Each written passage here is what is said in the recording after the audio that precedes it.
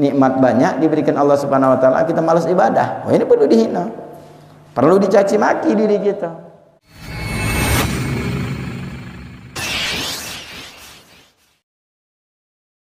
Kita tidak bisa menilai seseorang, oh ini orang jahat atau tidak, karena hanya di sisi Allah Subhanahu wa taala. Orang kadang-kadang mandang dia yang jahat, tapi ternyata di sisi Allah dia baik. Makanya kita menilai orang itu tidak akan mampu gitu.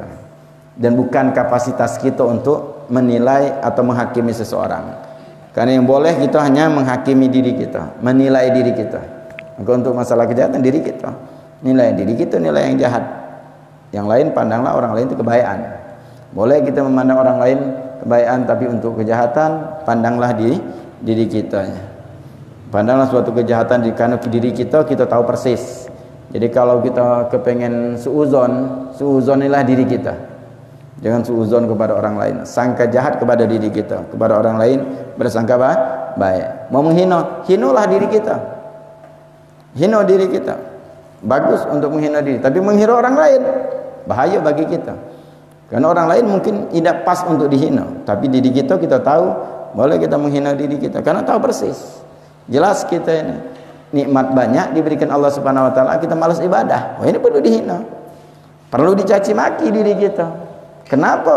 Bahwa kita ini sudah diberikan Allah Subhanahu wa taala begitu banyak nikmat tapi tidak mau ibadah. Caci maki diri kita. Boleh. Tapi kalau orang lain, bukan kapasitas kita untuk mencaci maki, untuk menghina, karena kita tidak 24 jam dengan orang tersebut. Mungkin orang tersebut dia bertobat kepada Allah, mungkin orang tersebut lebih banyak amalan daripada kita, mungkin orang tersebut lebih dicintai Allah Subhanahu wa taala, kita tidak tahu. Tapi memang tugas kita kalau untuk amar ma'ruf nahi munkar sebatas kita kemampuan kita untuk mengubah sesuatu kemungkaran, sebatas kemampuan kita untuk mengajak orang berbuat baik. Tapi tetap kita berprasangka bahwa orang yang kita ajak kebaikan tersebut dia lebih baik daripada kita. Karena akhir hayat kita belum tahu. Mungkin orang yang kita anggap dia hina, dia ahli maksiat, mungkin di akhir hayatnya dia bertobat, dicinta Allah Subhanahu wa taala.